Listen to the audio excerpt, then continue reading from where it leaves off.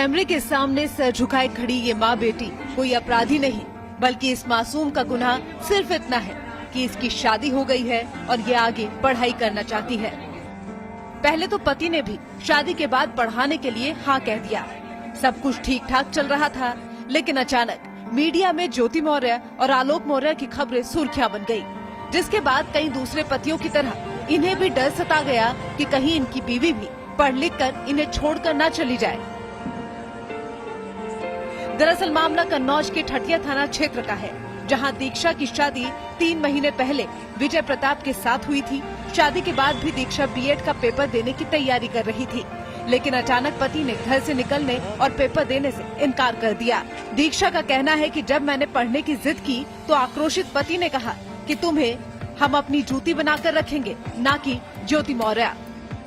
जज बोलने लगे गलत सलत की हम पढ़ा नहीं पाएंगे, इस पैर की जूती बना के रखेंगे, हम ज्योति मौर्य नहीं बना पाएंगे इसको, कि ज्योति मौर्य मेरी मर्जी, हम पढ़ाएं या ना पढ़ाएं आप कुछ कहने वाले नहीं है। आप पढ़ाई कर रही थी? हाँ पढ़ाई कर। कौन पढ़ा रहा था आपको?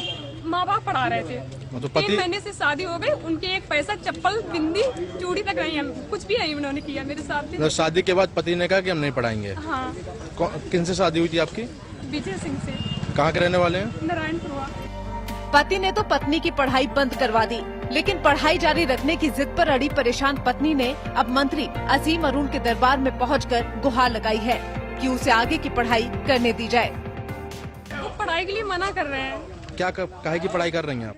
हम वो बीएड की पढ़ाई कर रहे थे, बीएससी फाइनल हो गया है, बीएड कर रहे थे। बीएड के एग्जाम जैसे आए वैसे उन्होंने उसी दिन मारपीट की मेरे साथ में। क्या करना चाह रही थी आप?